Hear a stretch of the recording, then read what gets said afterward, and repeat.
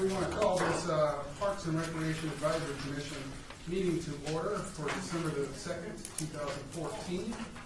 Do we have a quorum? Yes, we did. Have we taken roll? No, may I? Chair White, Here? Vice Chair Buckman. Here.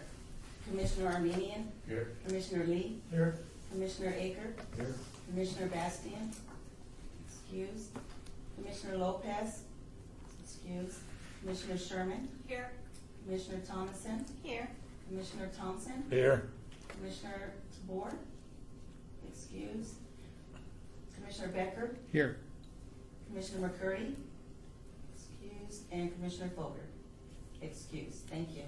All right, are we in compliance with the meeting laws? Yes, we are. So we will move to number 3, public comments. Public comments during this portion of the agenda must be limited to matters on the agenda for action. If you wish to be heard, give your name for the record. The amount of discussion as well as the amount of time any single speaker is allowed may be limited. Is there anyone here for the public comments section, number 3? Hearing no one here, we'll move to number 4. For possible action to approve the final minutes by reference of regular meeting of November the 4th, 2014. Motion to approve as presented. Motion has been made. Any discussion?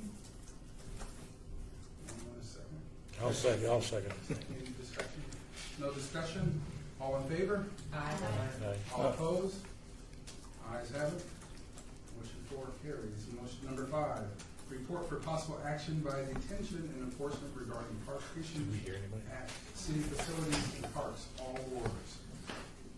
Hold Have anybody here from the? They're supposed to be here, so I'm just finding out if they're coming, so if we could just push it back to the end. There he is, as we speak.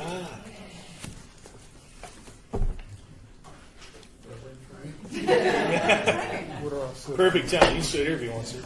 I'm going to refrain from my side comments so you can full of humor. Since we are on tape and my wife tells me they're not funny. And a gentleman with a gun just entered. So we will, we're on item number 5, report for possible action by detention and enforcement regarding park issues with city facilities and parks, all wards. That's you, sir. Oh, that's me. Yeah, we were waiting. For the month of November, I guess I'm supposed to read this off. We have a total of 63 misdemeanors. Traffic citations were written. Ward 1, total of 43 calls. 16 of them were self-initiated by the officers. 27 were dispatch calls. Ward 2, 17 calls. 6 self-initiated, 11 dispatched. Ward 3, 125 total calls, 77 self-initiated, 48 dispatch calls. Ward 4, 41 total calls, 21 self-initiated, 20 dispatched. Ward 5, 99 calls, 47 self-initiated, 52 dispatched. Ward 6, 26 calls, 10 initiated, 16 dispatched.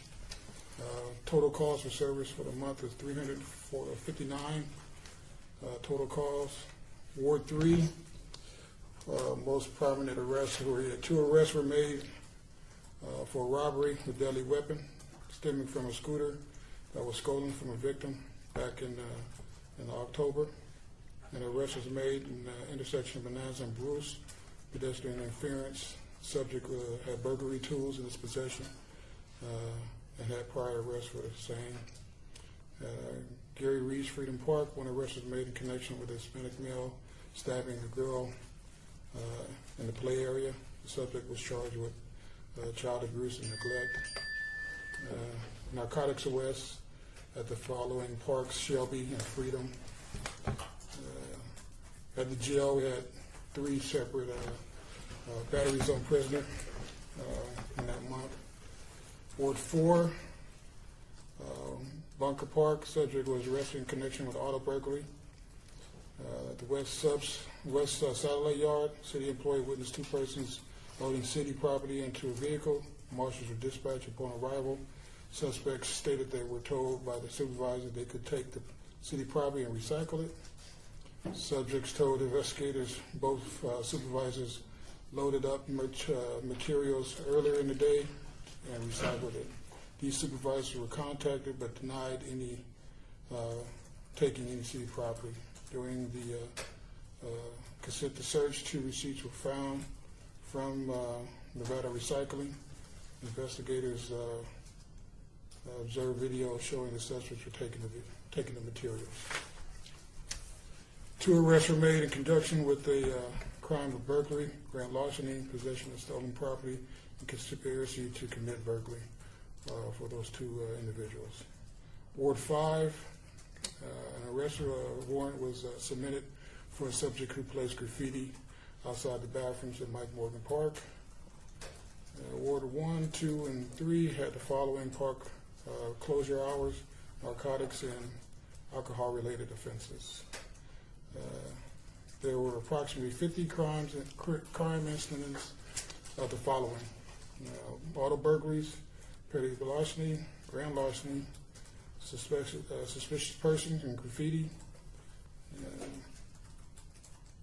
And most of these were turned over to a criminal investigation team. That's all I have for the month of November. I have a question in reference to the taking of city property. My curiosity goes to what city property was. Well, at the satellite yard, there are, that's where the rapid response team is located. So they have all their trucks with trailers, graffiti painting materials, the generators, trailers in general are a hot item, with all their equipment within that. And then they have all the shopping carts. They load all the shopping carts that they get picked up from there. So they have a lot of different equipment that they use for their job. So They were trying to say that supervisors said, go right, ahead. yeah. You got a lot of you have a lot of discarded material, like so shopping carts, and you got old light poles, some things that can be recycled to where they can pick up some money. So that's been I know over the years that's always been a spot for people stealing stuff, especially over the holidays. So thank you. And I just had another question, another lighthearted question. Surrounding the past mayor and the new mayor and the graffiti, are they still cutting off fingers of the thumb? And also, if you could, please state your name for the record. I'm Officer Derek Bajer, Deputy City Marshal. Any questions for the City Marshal? Hearing no questions, thank you. You're able to stay or leave if you like. Thank you for your report.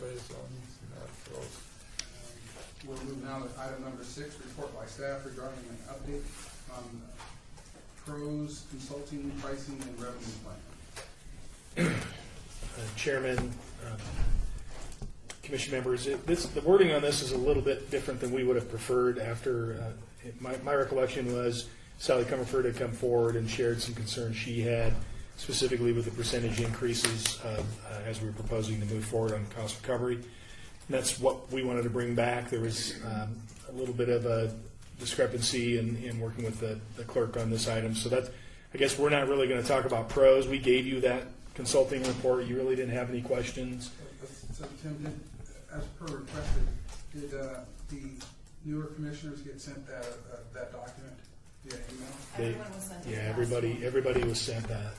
So and that in fact was prior to the last meeting. So that should have been a month and a half ago is when people will receive it. If you don't have it, we can get it to you. And again, a lot of what the PROS study laid out, some of it was final, some of it wasn't.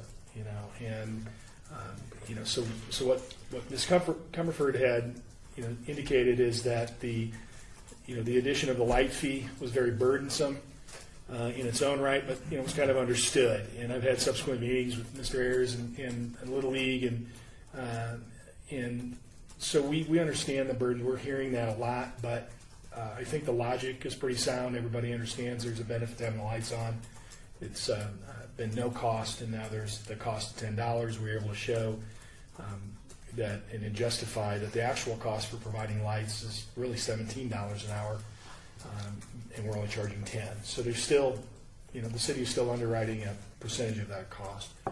The field roll-up, as we'll call it, from $3 to $10 an hour for leagues, really we're getting a lot of concerns raised about what that means to our leagues that like Little League, like the ASA softball, where they can't turn anybody away.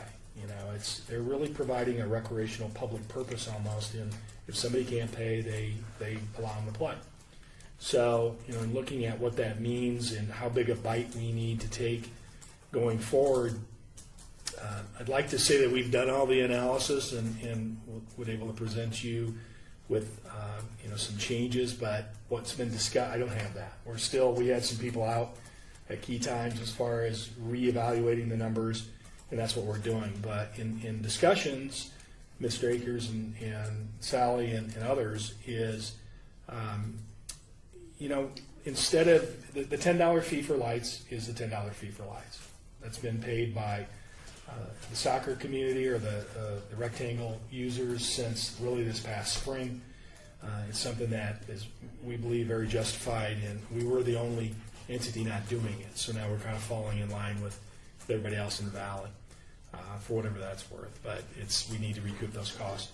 The roll up of the per hour field from $3 to $10, that's what we're really going to focus on looking at. And we, as we're having these conversations and looking at some of the numbers, what our goals are by 2017, a 50% cost recovery, how do we get there? So I think getting to the $10 an hour, field utilization is our goal.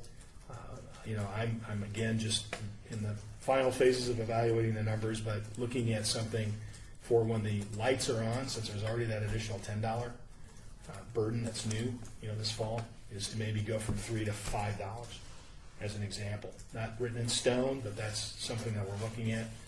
And then when the lights are not off, going from $3 to maybe a $7 an hour. So we're in the process of evaluating that. Again, that would be a phase that I would hope, to take a smaller bite, keep that in place for, 3 allocation seasons, so spring, a fall, and a spring, and then in fall of 16, before 17, raise the per hour field use for the allocated users, leagues, up to the $10. So that's what we're evaluating. The initial conversations, I'm not going to put words in anybody's mouth, but the initial conversations we've had, there's been a receptive mood to that approach, phasing it in like that. I've been in conversations with the city manager's office. Seems to be a receptive mood there as well, because, frankly, at the end of the day, everybody wants to make sure that we have participants using our fields, enjoying our facilities. So that's the goal. And again, I would have loved to have been able to say this is where we're going today. It's final. It's just, again, I had some very key analyst people enjoying vacation.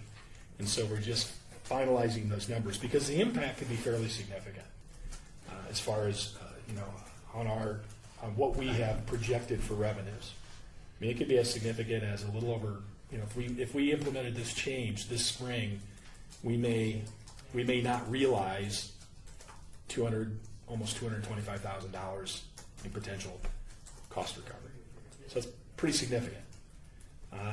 It's not as easy as just doubling that, because the fall's a little bit longer allocation period. So it in essence grows to, for an annualized version of that, it could be about $600,000.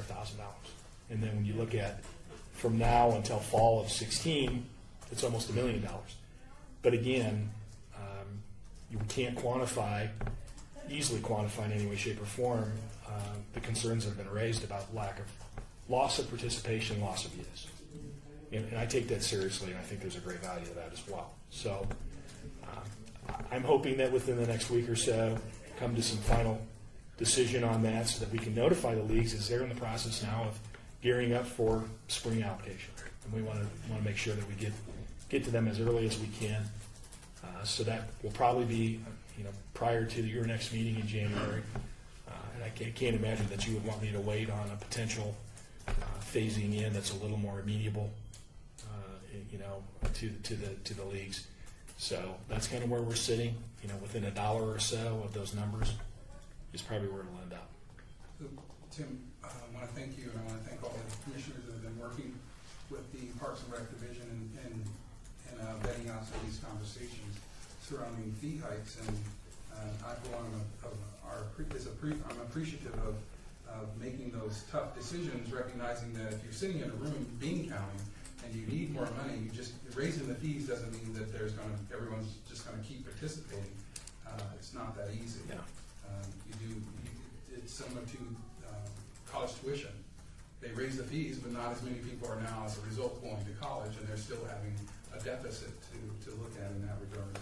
So I know it's a tough decision for you, and I'm happy that you're working with the commissioners and people from the community to develop an approach that can be slowly implemented or implemented wisely. If I may, Commissioner Aker, of course, is very involved in the Little League. That's why we've had conversations. He's wearing his Little League hat. Well, I know all the teams. Just wanted to make sure you were aware of that. Yeah, I know all the teams that are at the table. Okay, good. They do bark and bite. So I am appreciative of that. My one question or statement is that we be aware of the economy changing. If it goes on an upswing, my question is going to be when we get a strong tax base, if we get a strong tax base, will there be a discussion to come back and reconsider some of these things? I think the discussion would be to, again, be able to hold off potentially on increases. I think, we've been able to show, even through that pro study, where we stood as far as our fee structures had not really been adjusted. I know there were adjustments in 10. We know that. Some of those maybe forgotten at some point, but no, we know there were some adjustments in 10. But looking, the reality is that probably not any real substantial adjustments for a 10-year period. There was, at the time that things were changed in 10, it was going from one rate or one structure for charging fees on a per team to a per hour. And so it's all kind of hard to quantify, But we do know in that analysis from pros is that based on what we consider our regional competition, we were falling behind. But expenses, of course, were not. And budget. What it comes down to at the end of the day is we can compare ourselves to other regions. It's all well and good, but we know that we were spending nearly $11 million on sports fields for the maintenance and operations on an annual basis, and we were only bringing in about $1.3 million. So, the council's direction last September was to make up the difference and to try to achieve 50% cost recovery from a department perspective. That was just sports fields I was talking about. And so by 2017. And so we have that goal. I don't think there would be a rollback. I think there would be an analysis on maybe we philosophically look at, is it 50% or is it more like 35 or 40%? And then what does that entail? Because with sports fields, it's very easy to quantify costs and cost recovery, but we just instituted charges for facility increases in our facility rentals, our park rentals and whatnot. So far, we haven't really seen a decline in business. We haven't had a lot of pushback in some of those increases, which some of them were dramatic. We were charging next to nothing, and now we're charging something. But we also know that there's a $9 million cost to our passive parks on an annual basis. We're nowhere near going to achieve 10% of that. And all those things add to the quality of life for Las Vegas County, city. And those are the things that attract individuals moving here. Exactly. And will continue to attract individuals from moving here if that index is high and or it costs, it may affect business and people trying to get into. And that's truly the balancing act, is to show that segment of the community that really wants us to be business oriented and business like and adapt private sector approaches and models. Well, we're not the private sector, but I think we just have to show that we're being smart about how we're doing business. I feel that the department, Parks and Recreation, on our side, the programming side of things, is a very lean organization right now.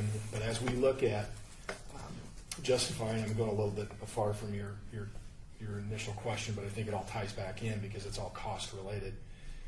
We're looking at getting more of the the employees, the staffing that is directly interfacing and providing service to our customers. We're not looking to grow on the top. We're looking to grow, on the bottom. We want a flat organization out there providing services. Operations and maintenance, same thing. Just sitting in on a conversation with a council member, going over their approach, and having heard it at several council meetings here in the last 3 months. Their approach is, again, very lean, looking at establishing what they consider to be appropriate, not minimum, but appropriate standards of maintenance. And even evaluating, are there other ways to provide services, when we traditionally don't, on the weekends. When you're out using a park, all you know is the trash can is full. You don't really care if it's Saturday morning or Monday morning. You just know the trash can is full. So, I guess I'm happy to be able to share that all of the departments that we work with that provide that kind of quality of life in our park settings, our recreation settings, are really mindful of being businesslike and being smart on how we, spend our dollars and where we focus, our efforts. So, with that being said, again, as a quality of life, hopefully garners new residents and more construction and more, resources. I don't think we'll be looking at adjusting backwards. I think it'll just help us, take more reasonable bites and steps going forward as far as any kind of adjustments. Well, and hopefully we can continue to be an award-winning Parks and Rec organization for the city. Thank you. I work for the county. So, anything more on that? That's really it. I'm sorry with just the folks that do the analytics for us. We're enjoying some vacation time, so we're just finishing that up. But I think it's going to be good news. And lastly, that was leagues, tournaments. We've had a structure in place since spring of this year for our what we like to call our box fields. So that the soccer community and whatnot, we changed on how we were charging them for tournaments, and we're going that direction with the diamonds. But the diamond users, it's different. They don't have a set time frame for a game. It's not just 90 minutes. The care and maintenance of the diamonds is way more intensive. And if you're running a tournament, there's cleanup and prep almost between every game. If you're running a good tournament, we do see some good tournaments. So we may be adjusting how we phase towards that $50 an hour flat rate for the diamonds as we move forward. Again, just starting the analytics on that, but for the first quarter of 15, those tournaments that we have historically had and enjoyed that signed up under an old rate, we're going to honor that rate for the first quarter. So hopefully we can come back to you, maybe even as early as January, to talk about how we're going to look at taking a bite out of that in a sequence as well. Are there any questions? I just had one quick question. When you said that for the 2015 year that the field utilization is not set in stone, but $3 to $5, but then for 2016, will it then go a $5 jump, the 5 to 10? So there won't be another increment. It probably be would. double basically. Yeah, the other one would. Well, the other fee, the non-lit would be a 3 to 7. So it's not going to be a straight. The proportions aren't really. As I'm trying to sell this upstairs, Sure. proportions are one thing. We went from $3 to $13 if you look at the light fee in addition. Right. And so, it's a 333% increase. Well, we're trying to avoid doing that again. So, in how we step it in and what makes sense, the lighting fee needs to stay intact. So, take a smaller bite now, and then 3 allocation seasons down the road, finish up that program. Again, there might be variables that come into play that change that, but that seems to make more sense and allows people to then really look at how they price their leagues and what efficiencies they might be able to find in their expenditure side. It's even though this has been talked about since last fall, let's face it, until it happens, a lot of times people don't really sharpen the pencils. And I think the leagues are going to do that. I think the 3 allocation seasons will hopefully help them get there, and then also help the city move towards its established goal as well. Any other questions for Director Hack? Well, I would like just to add, I would like to see at some point maybe this Parks and Rec Commission wouldn't mind talking about or being part of that theoretical concept of 35% cost recovery or something as opposed to 50% cost recovery. So we could maybe put down a recommendation based upon, if we want to do comparison models, because I know 50% cost recovery is pretty aggressive compared to other communities. Right. So we can't use comparisons on one side, but then dismiss them when they don't suit our needs on the other side. Right, no, I agree. I think that's something we'd like to use this body for as well. So, Thank you, Commissioner Becker. I think what I'm hearing you say is that if you could find a way to engage us and as part of this process and help you, if at all possible, giving us some relevance in that particular process. we'll shoot to bring something back at the next meeting in January. We'll put an agenda item on there just to, to talk about the cost. We'll get back to our cost recovery discussion and the philosophical elements of that, or what that should all entail. And we'll figure out some verbiage that doesn't get us too far in the field. Okay. We don't want to be up at the front. We just want to be somewhere in the car. Yes. Yeah, we would appreciate your feedback. So, if there are no further questions on item number 6, we'll move to item number 7, report for possible action on the 2015 National Recreation and Parks Association Conference. All war. I'm going to turn this, Mr. Chair, if I may, turn this over to Kelly Schwartz of the department, who's actually sitting on that committee, preparing for that upcoming national conference. Thank you.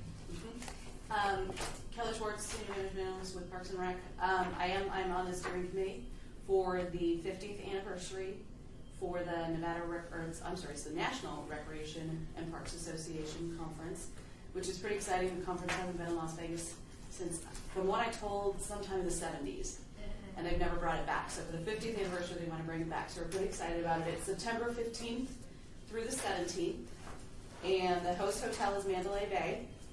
And this past October, actually, the 2014 conference was in Charlotte, North Carolina, and it brought in about 7,500 attendees.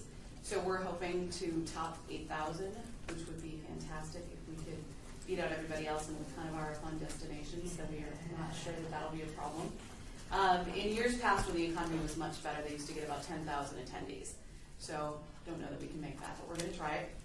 The county is actually going to be the primary lead, and they have brought together the steering committee, so I sit as the city's representative. North Las Vegas is involved, Mesquite's involved, Boulder City is kind of more of a southern Nevada, since our county and cities are a little different than normal. So we're all working together. The city's responsibility, we are going to do a 5K run, and normally it would be on a Thursday morning, the last morning of the conference, but I'm petitioning to have it actually on a Tuesday night. So it's the opening of the conference, and it would be a glow and poker run. So that would be kind of fun out at Sunset Park. So we're going to try to make that happen. We are definitely going to be showcasing, they do a lot of off-sites, and they want to showcase what the city does, what Henderson does, what North Las Vegas does. So we're going to be out, we're going to do a big tour of Floydland Park. They want to see Big League Dreams, and we're possibly going to go to Centennial Hills to show the collaboration with the YMCA and then how cool that park is out there. So we're definitely looking at that. If any of you are interested in volunteering, we can always use many volunteers for a plethora of things, from either at the hotel, at the airport, as greeters, just even when you're at the hotel to direct people where they can go to where the different sessions are, the off-site tours. So if you're interested in being out at Floydland Park and want to help us out there, and definitely, since I'm chairing the fun run, I really need help because I never did that before. So anyway, but more than happy to have anybody help me if you want to participate. I'm going to look into too, I don't know if they give discount registrations for boards and commissions, but I will look into that to see if you want to attend any of the sessions. But we have a little time for that because once again, it's not until September. And they do give discounts. Okay, perfect. And I was just going to say, let me know. I'll take some time off and come hang out with you. Fantastic. So, It should be fun. I have a question. Is the fun run just for the conference attendees? Yes. Oh. Right now, they talked about opening to the public, but it'll be a little difficult. But like I said, that might be something that we could include board members in, but I don't think it would be difficult to do. And Commissioner Sherman, I will not be running, but take that and go ahead. Let me do the pay cycle. Yeah, Kelly, is it possible, within the next 2 meetings, maybe, or even closer to the time of the conference itself, to have a list published of where you want the help? You know, Absolutely. What people can do and maybe hours or something. Absolutely, because there's a golf tournament, there's so many different things that are happening too, and we need to finalize all of that by like the 1st of January, so we can present that to the national board. And so once I get that, then absolutely, I will let everybody know. Commissioner Lee would like to know where the food is going to be.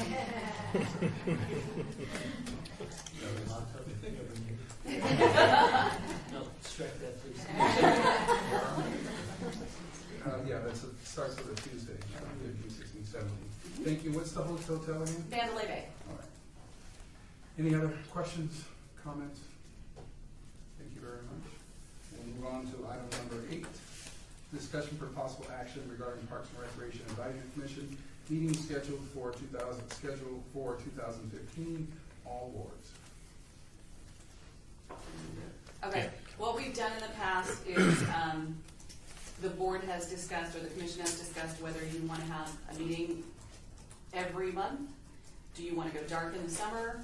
Do you want to go dark in the, over the holidays? It's up to you. The past several years, we've just continuously had meetings once a month for the entire year. However, this year we did have to postpone 2 meetings because we didn't have a quorum. We didn't have one, I believe, in June, and we didn't have one in July. So that's totally up to the board for discussion on how you want to proceed. So, thank you. As you mentioned, for the past several years, it's been a decision of this commission to have the meetings, and ultimately, whether we've gone dark or not, it's because of the schedules that we all hold. I personally, as a commissioner, do not like going dark as a predictive schedule. So that's my viewpoint on it. We open it up to commissioners to speak on it, and then move to making a motion and voting. Chair, is there any date that coincides with running into our holiday? You know what, and then I apologize, I don't have my calendar. Let me So- grab one. And historically, what we've done is we've stated those dates, we've conversed about them, and we're all here. Because we're here now after a holiday, and it's a personal commitment. The other thing is that we've talked about going dark in July and or August or June, because some of us go on vacations. I schedule my vacation in August. I'm gone the first half of August, and I've done that for the last 8 years. So, and that's just, but I don't ask that we go dark when I've ever been asked to make a decision surrounding that month. Sure, Wade, I concur with what you're saying. The only thing I'd like to add, because I think it'd be appropriate to talk about now, is we should have like a 48-hour quorum notice. So we should know that we have a quorum 48 hours before the meeting, not the day of the meeting, the evening of, That would be the only thing that I'd request. So thank you, Commissioner Becker. I'm not going to bash the clerk's office. I would like to comment if you don't mind, Chair White. But go ahead. Well, typically what we do, we work with the liaisons for each board, and my understanding is they do try to establish that quorum ahead of time. Some of the problems are they do not get a response from some members, not saying it's this board, but that has been an issue in past times, and they've had to request, please, I need a quorum. Can those who have not responded please respond? Regardless of whether or not the quorum is established, the clerk's office still is required to come in and prepare for the meetings. Post the meetings. We do set up for the meetings, and then we have been advised by the city attorney's office, we've gotten direction that we wait 15 minutes, and if there's not a quorum still, that meeting is considered never have taken place. So we do try to work with the liaisons for each board to get that quorum prior to the meeting. And thank you for your response from the clerk's office. Is that okay, Commissioner Becker, for bashing? No, I didn't want to bash the clerk's office. I just don't want to be in a room waiting for a meeting that isn't going to happen. I understand. I can appreciate that. Commissioner Sherman? I would like to recommend that we create an official protocol of how we will establish a quorum, whether it be through a liaison of the board or through the, I don't know if it can go through the city clerk's office, but it's been kind of like just kind of a haphazard thing, but maybe we should have an official protocol that once the agenda is sent out, that we automatically start. Respond. Well, and that's because I sit on Civil Service Board, and it's the call for response. Call for response. So what we need to do is just automate, and this is what I do it all the time. When I see the agenda come by, I'll respond to it. But when I see the liaison saying the agenda respond on trying to get a quorum, because I read each one of them, I respond when it says, will you be there? We don't have a quorum. 2 seconds. So we need to bump that up to when we get the agenda, we need to respond. I would like to Appropriate. consider that, yeah. I think that would be helpful if it's just automatically started that. Because we want to make it easier for the Right. clerk's office and the staff to recognize whether or not we're going to have it. Do we need to take action on that, or do we just need to hear that and adhere to it? Commissioner? We just need to do it, that's all. It is for possible action. I think it just needs to be an understanding that even though it's not an official call for response, that we could consider it such. So as a board, we will take on that, as a commission, I keep saying board, as a commission, we will take on that responsibility. Thank you for reminding us. Anyone else? Dates? I've gone through and I haven't found any that, Nevada Day is on a Friday, but then the meeting's on a Tuesday, so that really doesn't count. Really, there is nothing where it would be like a Monday prior and then there's a holiday from what I can tell. Yeah, like July 4th doesn't fall Yeah. on Tuesday, right? Mm-mm. No, it's a Saturday this year. Good. So, everything. It's is- the voter day is always the first Tuesday, right? Voter. Voted? Yes. Voting in November. Voting. Because, our county friends get off on voting day. Is that what you think we do with a 15-hour? Oh, no, I know I used to work for a county, so I know exactly what you're doing. You're carrying That's correct. boxes. Our and meeting would fall on an election day. you probably wish you could be here. Yeah, And and we'll- I think I missed the last one because of Voting, You did. yeah. 15-hour day. Therefore, you will miss the November meeting again. There you go. And the August meeting. So we need to do what? I guess the recommendation would be to maintain the schedule on the first Tuesday, 4 p.m. Mhm. So moved. Second. It's been moved and seconded. Any discussion? Hearing no discussion. All in favor? Aye. All opposed? Ayes have it. Motion makes. Mr. Chair, can I request that this next time that the agenda is sent out, because some of the members aren't here, that we do add a note that this will be our procedure from here on out, that you respond upon receipt of the agenda. Okay. for your attendance. Can we take that one step further? Because I do know that you publish our meeting agenda for the year. Can you put a footnote on there to respond, an asterisk or something, just to say respond upon receiving agenda for quorum, or however you want to word that? We sure can. Yes.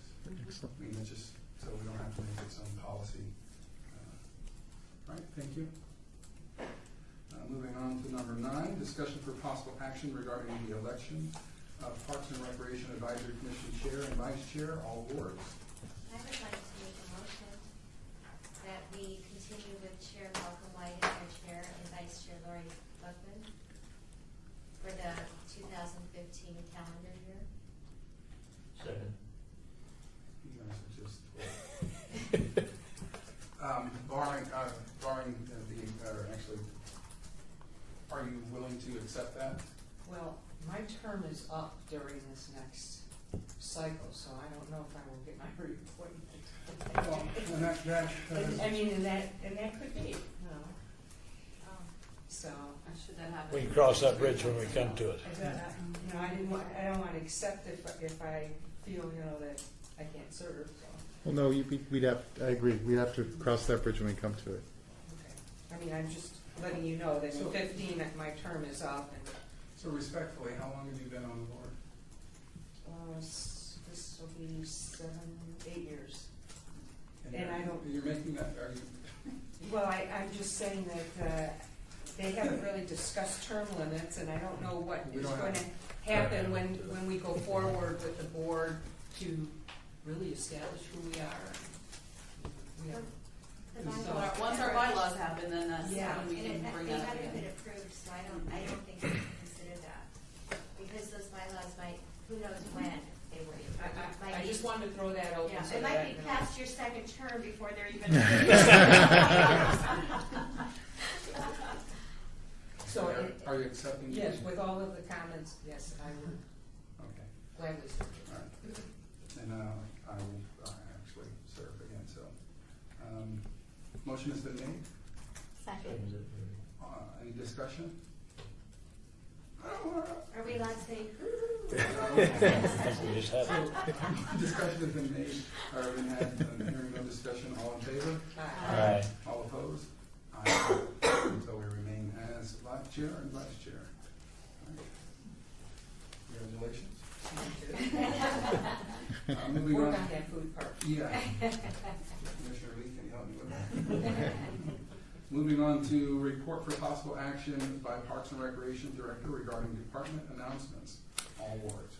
A couple items, when we're talking about big events, having the National Parks and Recreation, hosting the national annual meeting is great, but we also have Corporate Challenge, and that's something that is, I think, sets this city apart, and just another thing that, or event that sets us apart. It's, I'm not an expert on it. I'm becoming somewhat of an expert. I'm enthusiastic about it. It's going to be it's going to be our department's signature event. We're continuing to work with some corporate donors that want to see it become very successful, and finding ways that we can make sure it's kind of self-perpetuating, and even discussing how not only can we grow the event and get back to 100 plus teams from our business community, and that's kind of the exciting thing about it, is it's our business community. It's an ability to network in a very healthy atmosphere of competition. So we're going to keep pushing that. So the call for volunteers, you may hear that again, and we'll take note of what food stations you like to work, and we'll make sure we get you there. So thank you and with that said, I think that always adapting to how you engage your volunteers, you always have to be flexible and adapt to whatever needs there are, and figure out how you get your needs met. I did attend was it a park discussion? What was that? Out at Dexter Park? Yeah. Oh, town hall meeting. Meeting, and I would not mind attending whatever you needed us as commissioners to attend, recognizing that it was a direct email that said, hey, will you be there, because of other commitments and other organizations that I work with. That one style works with me specifically, and I will come out or respond as much as appropriately, as much as possible. Recognizing that there is a National Parks and Recreation conference here in town, this is an opportunity for you to shine and show what resources you have available to use to everyone across the country. And I would encourage you to use this commission to help out in that capacity with the corporate challenge. If you want us commissioners, because we are actually citizens, to talk or speak or represent ourselves at any of the private sector pitches, I would encourage you to ask us to attend with food. And we will talk about the benefits of getting more teams or participating at a higher level. Good, yeah. The kickoff is in March, but we want to really start building some excitement and moving. So you'll probably hear, we'll give you reports, we'll talk about where we're at activity-wise and keep you informed that way. And I'm glad you mentioned the community outreach, because we do have another opportunity this Saturday, Bob Baskin Park, which is located over on Oki. Can't tell you exactly where. I just drive by it. It's on Oki. Yeah. Thank you. We already had the kind of the evening component, and now this is at the park. Starts at 10 a.m. This coming Saturday. And the last few, Dexter Park, Charleston Heights, we've had some pretty good turnout by the community at the parks. And Bob Baskin Park is pretty well utilized. So we anticipate to have the same kind of support. So if you can put it on your calendar, show up. It's great. If your calendars don't allow, we understand.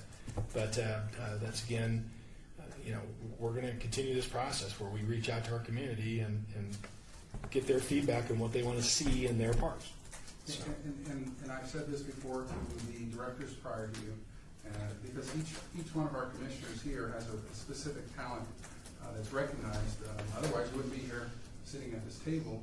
And if you take advantage of it, because each of us are pretty good with our speaking abilities, or representing our specific communities, you might find some different successes with the corporate challenge specifically. Just let us know, and we'll be here to assist you. Great. I will not be available this weekend because I'm going to see my first grandchild. Oh, good. Congratulations. I have a grandson now. If anybody calls me an old man. Better be able to run. So, one last item, Commissioner, if you will. We are in the process of interviewing to create a supervisory list. What is their actual title? I think it's Community Program Supervisor. Supervisor, since they changed the titles and everything. Even though I'm inheriting these titles, they're just so long.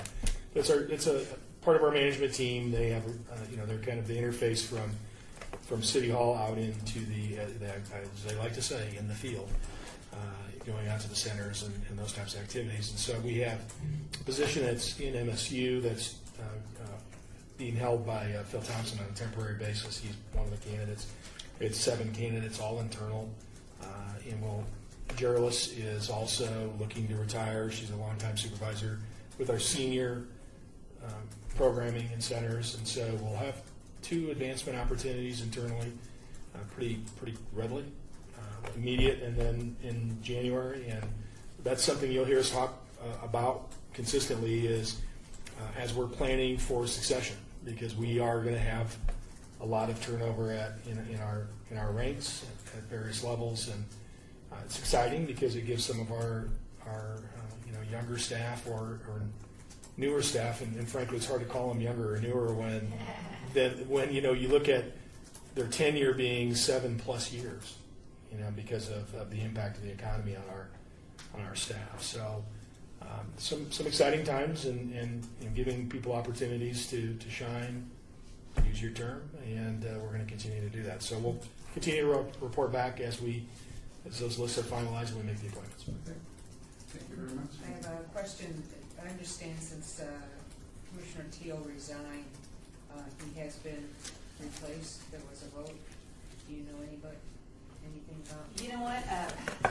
I think it might be tomorrow. It might be tomorrow. I think there's a couple of them that are before council. Well, the replacement for him, I almost thought was tomorrow's meeting because they haven't announced to us who it is, and they were appointed by Councilman Ross, or they will be recommended by Councilman Ross. Or did you think it was on the last meeting? Yeah, I thought that they accepted and thanked him for his service, and then voted on a. Okay, well, they haven't told us yet. So with that, I will find out. We'll check with and our I will friends at send the it. clerk's office. Yeah, I will send it to everybody who the new member is going to be then. And then there's 3 reappointments that have been submitted as well. So. All right, so thank you. Any other questions? All right, we'll move on to item number 11, citizens' participation. Public comments during this portion of the agenda must be limited to matters within the jurisdiction of the Commission. No subject may be acted upon by the Commission unless that subject is on the agenda and is scheduled for action. If you wish to be heard, give your name for the record. The amount of discussion on any single subject as well as the amount of time any single speaker is allowed may be limited. Is there anyone here for the citizens' participation, including the commissioners? I just have a question. A while ago, we had the presentation with the donation parking meters, and are those successful? That now, once our department split, that went to the community services side. Okay. So I can't really answer that honestly, but I do believe that they've added a few more. Former Mayor Goodman and current Mayor Goodman, they purchased one that's at the Mod Museum now. And I do believe there's been 2 or 3 others that have been sponsored, corporate sponsors. So, you know, I've seen the numbers come in, and some of them bring in maybe $30 a month, others bring in $2. It kind of depends on the location, it depends on whatever. So it's a neat program, and from my understanding, in Denver, where it initiated, they bring in a ton of money. So I think ours just maybe needs more promotion with more corporate sponsors. I was just wondering if maybe that would be a good addition to some of the parks. If we can get corporate sponsors, then absolutely. Okay. It's a cool program. It's on the day. Asking for everything. Just ask for more. Anyway, thank you very much. Anyone else from citizens participation? Just as a member, thank you for our badges. Good, thank Yes. you. Enjoy them. Thank you for the badges officially. We have never received any hard stuff. We get Well, no, candy, when we you get do food. attend, right, Yeah. when you do attend different public events now, at least you can have something that identifies you as a commissioner. Good. Right. Anything else for citizens participation? Hearing nothing else for citizens participation?